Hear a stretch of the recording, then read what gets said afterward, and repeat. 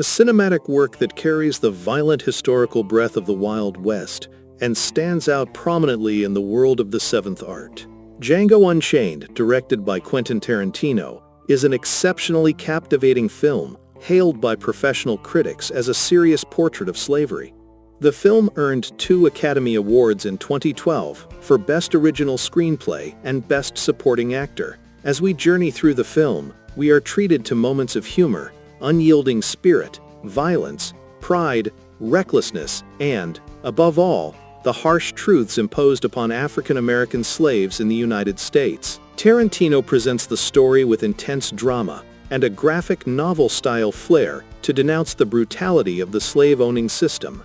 Django Unchained is set in 1858, 2 years before the American Civil War, during a time when slavery was still fully in effect.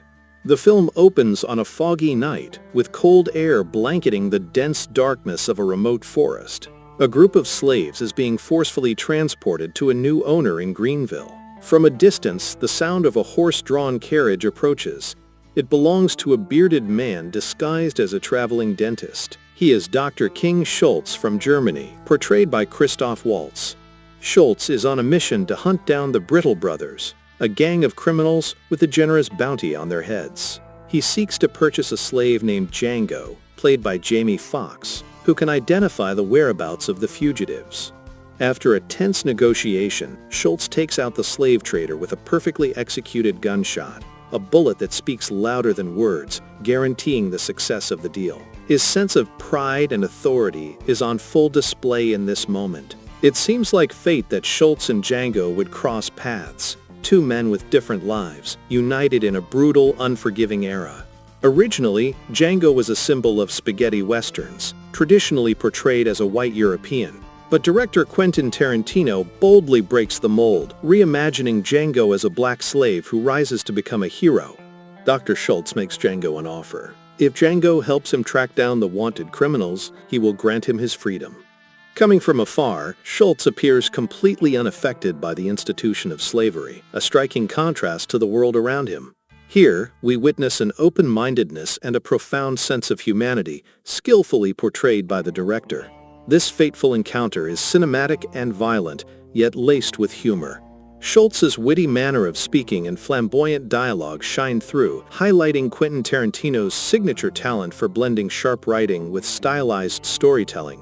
The journey to track down the criminals takes Schultz and Django across Texas to Tennessee, moving from one town to another. Along the way, nostalgic melodies echo over breathtaking landscapes. Vast grasslands and tranquil sunrises paint the backdrop of their pursuit. Eventually, they arrive at the plantation of a wealthy trader named Bennett, where the fugitives are hiding. It is here that Django kills the men Schultz has been hunting, triggering a nighttime ambush against the old merchant, known as Big Daddy. Perhaps Django's fate would have remained one of endless suffering if not for his encounter with Schultz. Their shared journey begins to blossom into an unlikely friendship. It is during this time that Schultz learns Django's deepest desire is not money or freedom alone, but to rescue his wife, a woman named Broomhilda, who remains enslaved. She speaks German, which strikes a chord with Schultz, as her name reminds him of a heroine from ancient Germanic legend. This connection moves Schultz deeply, stirring in him a sense of purpose to help Django change his destiny and reunite with the woman he loves. Schultz makes Django an offer to accompany him through the winter as they hunt down wanted criminals, and once spring arrives, he will help Django search for his wife. Here, Tarantino masterfully highlights a deeply human moment, the promise and unwavering sense of responsibility that Schultz upholds, even after granting Django his freedom. It is a man's promise, rooted in compassion and the growing bond of friendship. Schultz emerges not just as a traveling companion, but as a moral voice, a figure of Enlightenment-era European ideals, standing in stark contrast to the brutality of the American Wild West.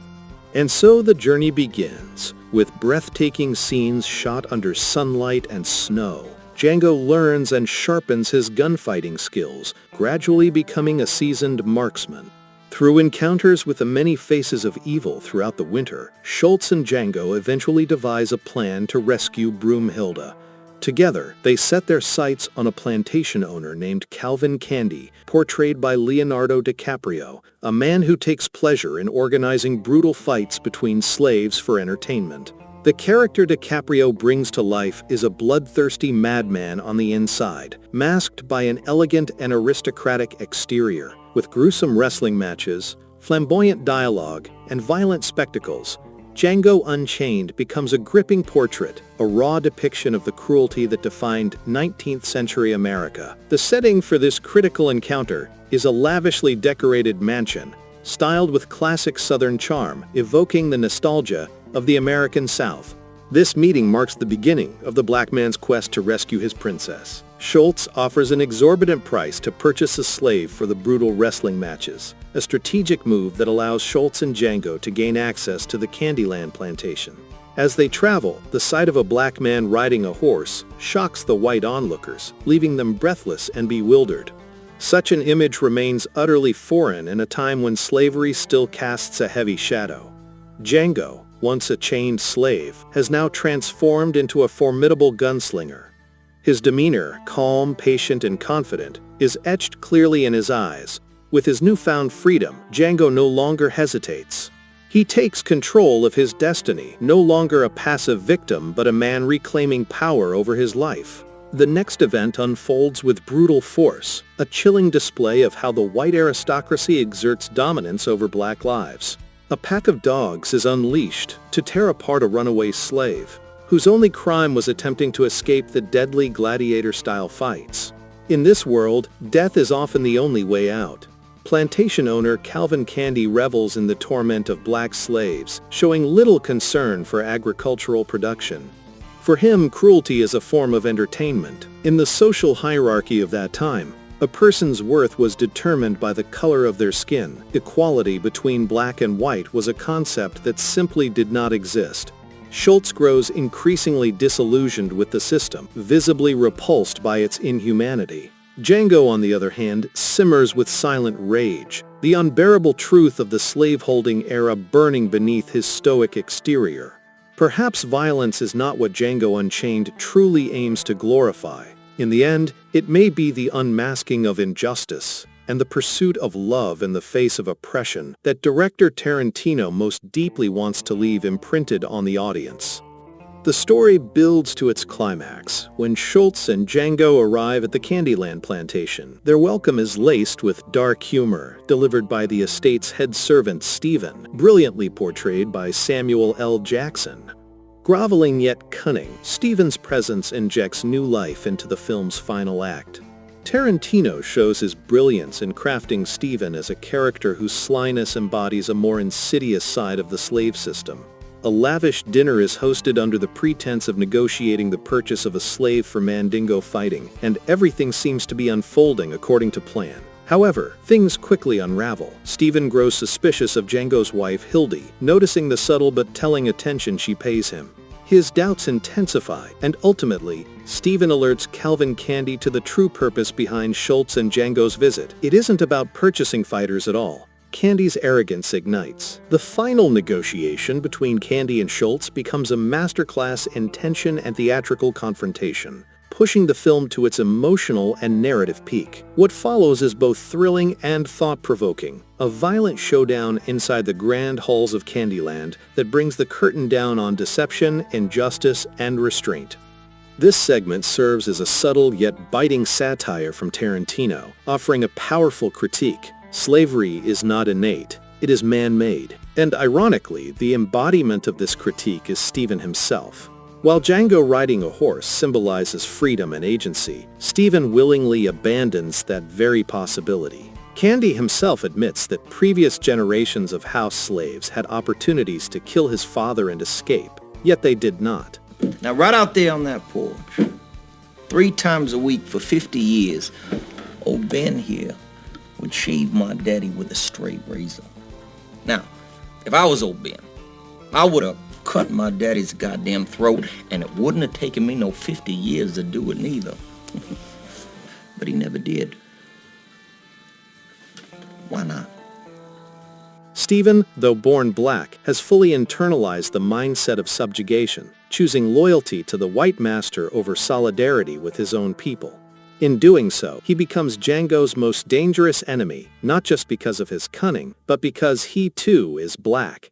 Samuel L. Jackson delivers an unforgettable performance, portraying a despicable servant whose bootlicking demeanor and disdain for fellow slaves make him arguably a more insidious villain than even Candy. It is no surprise that Jackson's portrayal leaves such a lasting impression. The character is revolting, layered, and all too real. Perhaps the journey doesn't truly end after leaving the Candyland plantation. We once again encounter the talented director and screenwriter himself stepping into a character within the story. The dialogue remains rich and laced with humor, especially in the exchanges between Django and Tarantino's character. Echoing the film's opening rhythm, Django now rescues a group of slaves, a beautiful and symbolic gesture that the director seems to have intentionally embedded in the narrative. The finale leads us into Django's ultimate battle, a fiery, blood-soaked confrontation to rescue the woman he loves. Django Unchained is truly a dazzling cinematic sculpture crafted by Tarantino. Every scene in the film fulfills its purpose to perfection, coming together to form a vivid, powerful whole. The director masterfully captures the history of Western slavery and weaves it into a romantic tale, one that blossoms into a bond of friendship, highlights compassion, and boldly confronts the cruelty of the slave-owning system. The film seamlessly blends razor-sharp cinematography with a striking musical score, bridging past and present to create a fierce, emotionally charged atmosphere. Tarantino chooses to tell the story of slavery through a lens of aesthetic outrage, what one might call aestheticized violence. Django Unchained is, without a doubt, a modern classic, a film worthy of your time and attention. If you found the video helpful, please like and subscribe to support the channel. Thanks for watching, and see you in the next video.